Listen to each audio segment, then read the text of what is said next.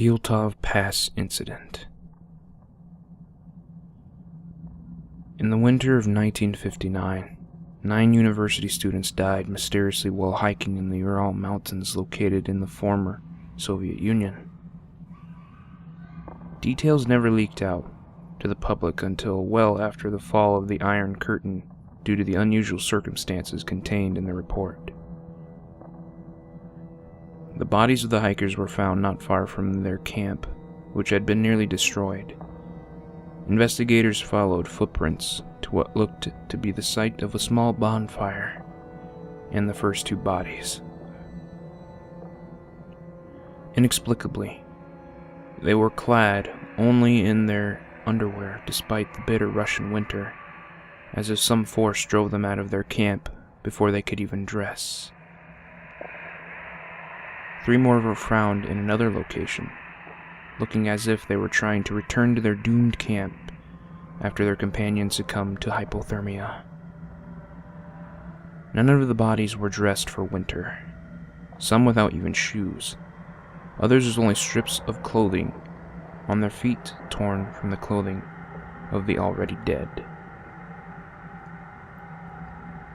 If the circumstances were unusual, the autopsy proved to be completely bizarre. One of the students had major fractures to his skull, and another 2 had their ribs completely smashed. No external wounds or trauma were found. Medical experts compared the injuries to a high-speed car crash, stating it would be impossible for another human being to create injuries of their type without an external wound. Another camper, a young woman, had her tongue missing. While investigators initially suspected foul play, no footprints were found near any of the bodies other than the students' own. Adding to the mystery, the bodies were all shown to have high levels of radioactive contamination. 9 years after the incident in the Ural Mountains, another group of hikers were found dead, this time in the Caucasus. The incident occurred in late summer this time. However, many similarities presented. The hikers' camp was found destroyed, and the campers forced to flee with little or no provisions. Rather than being spread out, the bodies were all found within a dozen yards of each other in a nearby clearing. The scene was described as horrifying by police. The bodies were positioned as if thrown at great speed, postured as if their bones had been smashed to splinters. The result of the medical investigation was immediately sealed by the Soviet government.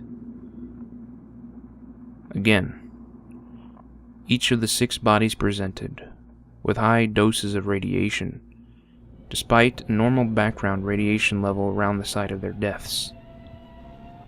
During autopsy, the medical examiner discovered that the initial description of the hikers' bones being smashed was incorrect. Their entire skeletons were entirely missing, despite having no external wound whatsoever. High levels of calcium and other nutrients were found in their blood and surrounding tissues, as if something had somehow rapidly liquefied the bone. Crime scene photos also revealed that the clearing the bodies were found in was not natural. Topographic maps taken only months before had shown the area to be a lush forest. Entire trees had been smashed to splinters, in a path more than 20 meters wide, and over a 200-meter area. Despite the Soviet crackdown on all information, it eventually leaked out, as all such information does. Leading occult experts have gathered all available facts and are forced to come to a single terrifying conclusion.